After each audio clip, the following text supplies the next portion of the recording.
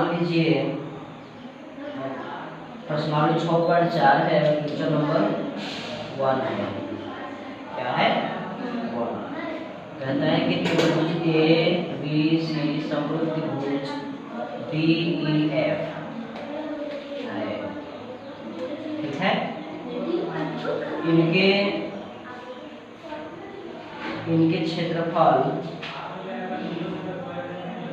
क्रमशः 64 centimetre square और 181 centimetre square है। यदि EF बराबर 15.4 सेंटीमीटर है तो BC ज्ञात कीजिए। BC ज्ञात कीजिए, ठीक है। तो यहाँ दिया हुआ है ABC और DEF, ठीक है। ये क्या है? समरूप है। तो सबसे पहले लिखिए कि दिया है त्रिभुज ABC समरूप त्रिभुज DEF, ये समरूप है, ठीक है। और क्या दिया हुआ है कि एरिया ऑफ ABC बराबर 64 सेंटीमीटर स्क्वायर है और एरिया ऑफ DEF की एरिया जो है 181 सेंटीमीटर स्क्वायर है। दिक्कत है। अब यहाँ जो है एक भुजा की लंबाई दी गई है EF बराबर 15.4 सेंटीमीटर। तो BC की लंबाई ज्ञात करना है। BC की लंबाई क्या होगा, ठीक है ना। BC की लंबाई क्या होगा? तो यहाँ लिखेंगे कि चूंकि समरूप त्रिभुज के संगत भुजाएं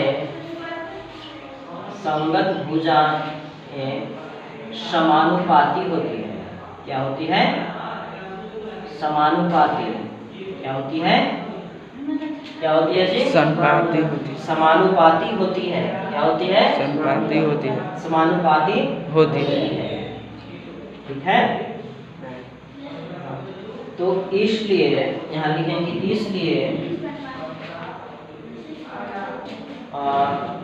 एरिया ABC बटा एरिया DEF बराबर BC, क्या हो जाएगा? BC बटा EF। BC यहाँ है ना, BC के संगत कौन सा है? EF है। BC बटा EF इसका स्क्वायर हो जाएगा। क्या हो जाएगा? स्क्वायर हो जाएगा। इसका एरिया कितना है? 64 है और इसका 121 है। और इसको क्या करना है कि स्क्वायर करना है मुझे। क्या करना है? BC बटा EF का मान कितना है? 15.4 है, ठीक है। इसको स्क्वायर करना है। अब ये है कि इसको दोनों पक्षों में वर्ग करने पर दोनों पक्षों के वर्गमूल करने पर, ठीक है ना। इसका इस पक्ष को वर्गमूल करेंगे तो 8 इसका आ जाएगा, अब 11 इसका आएगा।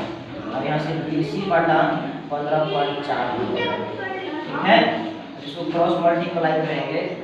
BC बराबर हो जाएगा 8 गुणे 15.4 और बट्टा में 11 से इसको काटोगे 1.4 बार में हो जाएगा और 8 गुणे 1.4 करोगे तो आ जाएगा BC का लंबाई 11.2 सेंटीमीटर, ठीक है ना।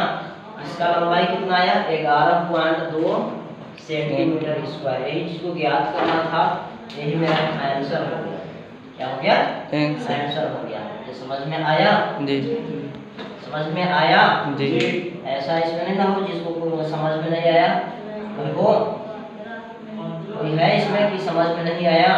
आ गया, ठीक है। तो इसको उतारो। है।